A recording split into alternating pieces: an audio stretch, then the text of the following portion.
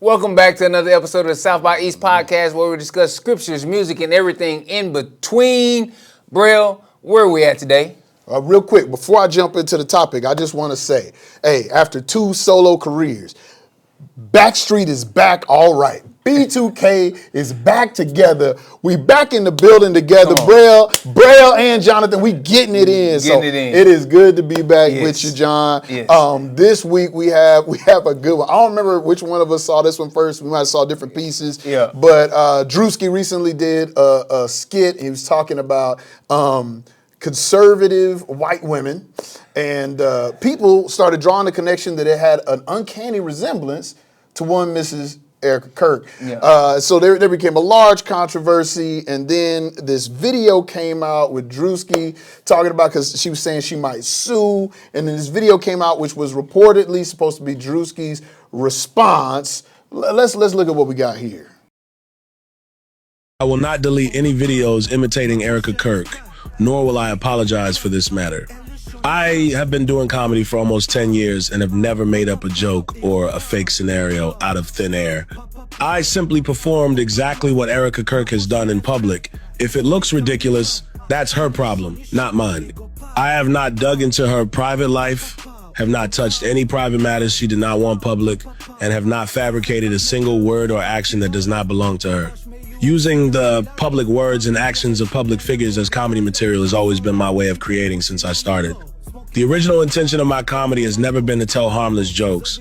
It is to bring to the stage what people want to say, but dare not, exposing the contradictions in public figures who hide behind a glamorous image. I do not take sides in any circles. I only satirize all pretentious and hypocritical people. This has always been my comedic voice. I will keep the videos, and apologizing is never possible. So as I looked into that video, our first place I went was the comments.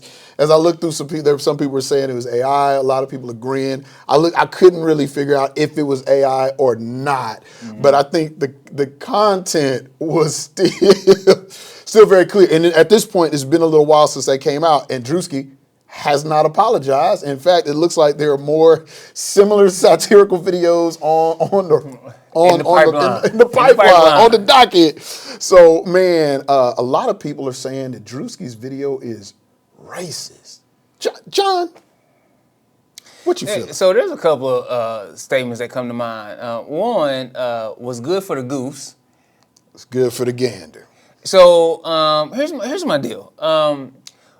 Druski first produced a clip that was similar, but was kind of doing the same thing towards the traditional African American church. Yep. And you know what? I saw a lot of people in the evangelical complex applauding, like, oh man, that's so right, that's so true, man. He is spot on. See, this is why it's all about everything else, and they didn't know that theirs was coming too, right? And so, but they couldn't laugh.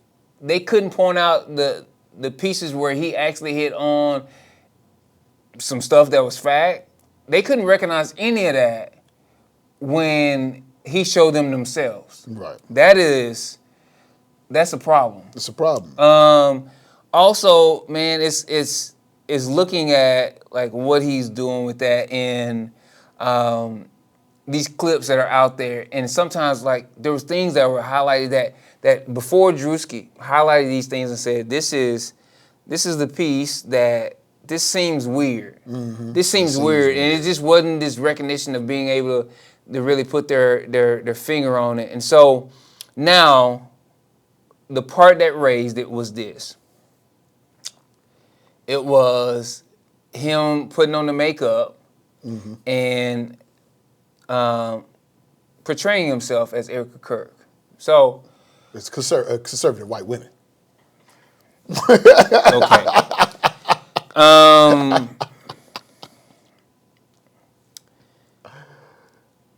The movie White Girls is kind of one of those kind of cult classics. Talking about white chicks. White chicks. White chicks. With the Wayans. Yeah.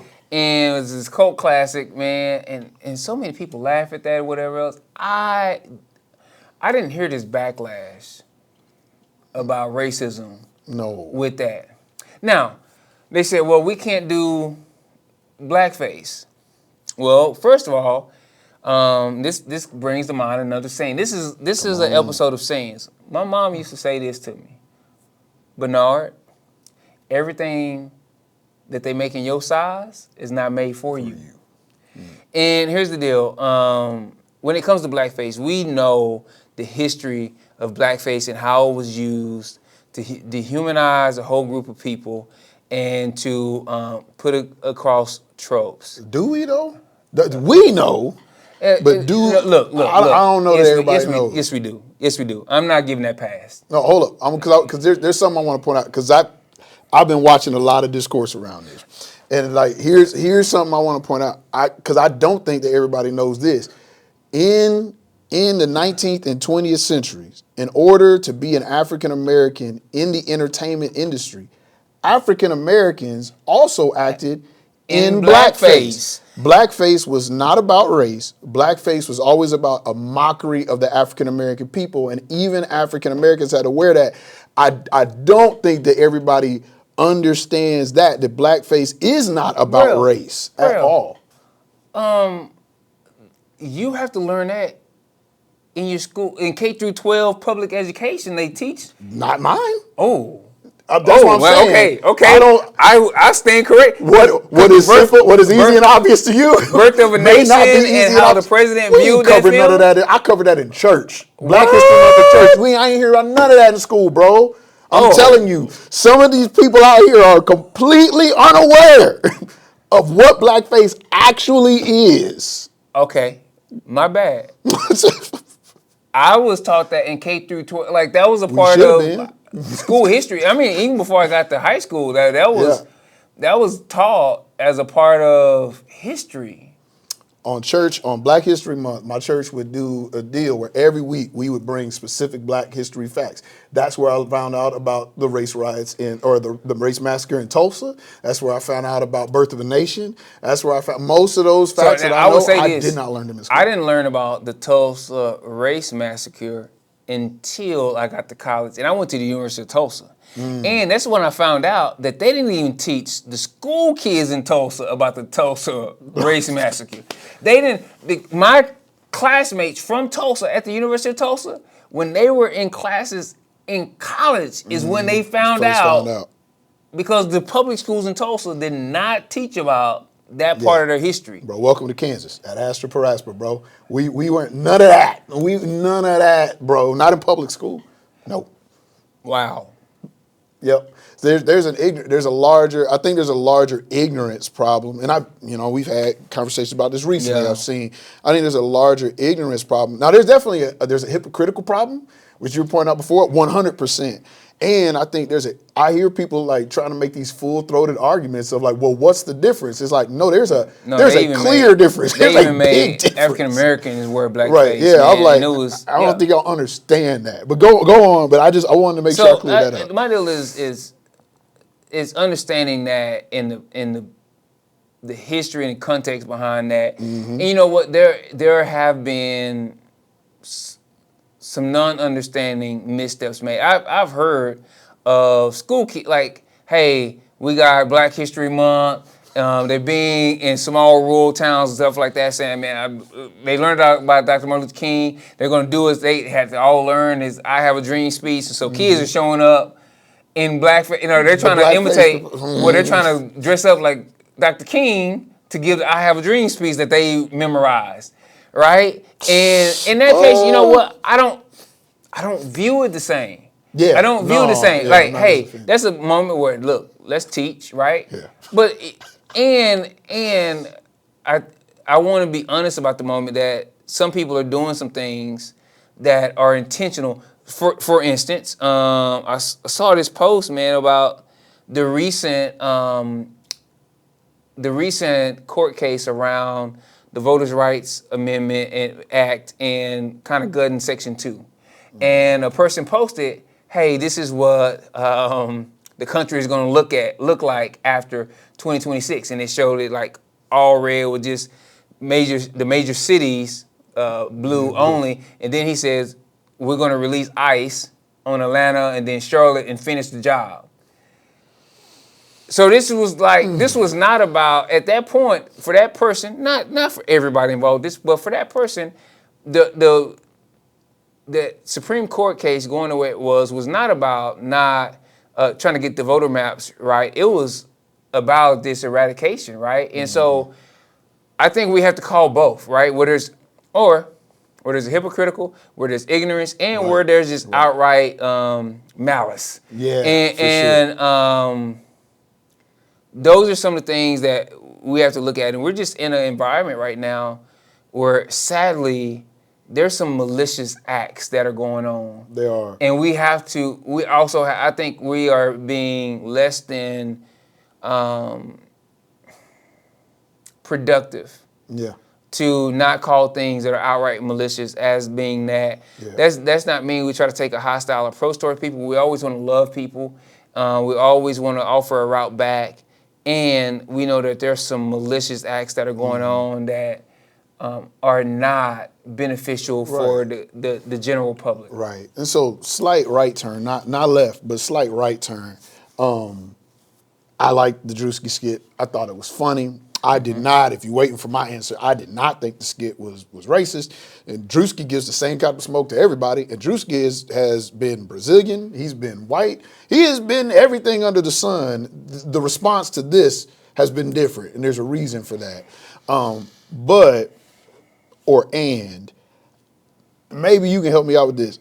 I don't fully understand all the smoke that everybody has for Erica Kirk. I'm not a fan of Erica Kirk by any means, but I'm like, fam, the amount of videos I've seen of people like... Sometimes you do stuff to bring stuff on yourself. Okay, so yeah, help me out a little bit. And she has done some act. I'm not going to tell anyone how to grieve. And you also have to understand the platform you're in. So for instance, I have a pretty public platform. So even when I get bad service somewhere, I got to really watch how I respond. That's something that comes with staying. That is true. Following, even before, some of the things she did, even before her husband, sadly, was taken and murdered. Violence is never the answer. Never the answer. Right. Some of the things they did grandstanded a lot, right? And it caused a lot of emotion. And then after he passed,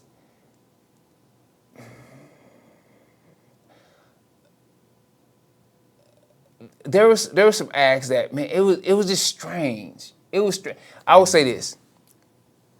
It is not how I would feel like I would grieve. And that's what a lot of people went through. And I want to say this. I want to be sensitive to, we can't tell people how to grieve. Everybody's going to grieve differently. Yeah. And there was just a lot of things that even for people who were fans were like, this is starting to get weird. It's weird. And so the spark, it was just a lot of weird actions. And because of that, right, he was like, so he was able to play on, it was like all these different things. She became the meme of the week. And you're in a huge platform. Not only did you already have a big platform, but after that, the death of her husband, that was a humongous And it seemed spectacle. Like it was generating revenue kind of deal. And so it was like, it would be like this. Okay. All right. Let me say this. You're friends with my wife Trisha. Mm-hmm. Okay. If Trisha was to pass, it would be an incredibly sad thing. Yes. Also, because of kind of where we believe, if Trisha was to pass, I would be free to date other women. Mm-hmm. And you would probably find it strange that if Trisha passed, and even though I was allowed to date other women, that 2 weeks after she passed, I rolled up in church with this other woman on my own. Yeah, it'd be weird, bro. We'd have to have a conversation. We'd have to have a conversation. Hey, bro. Hey. What's really going on? Yep. Right? Yep. If soon as Trisha's passed, I hit a account on Tinder. Yeah. I'd be pulling you down. And that's kind of one of my things too, is I think Erica Kirk need better friends. But I think we're near the end of our runtime. Yeah, my deal is here's what I want to get. It's not a sin. No. It's allowable. Everything she did is allowable. And at the same time, you can say, this feels a little strange. Yeah. And so I think that's where some of the rub was coming from. That makes sense. But where are y'all at? What do y'all think? Is it racist? Is it not? Or is there some bad moves happening here in public, man? We'd love to have a discussion with you in the comment section. Continue to like, comment, share, subscribe, all of those good things. We'll see you here next week. In the intersection.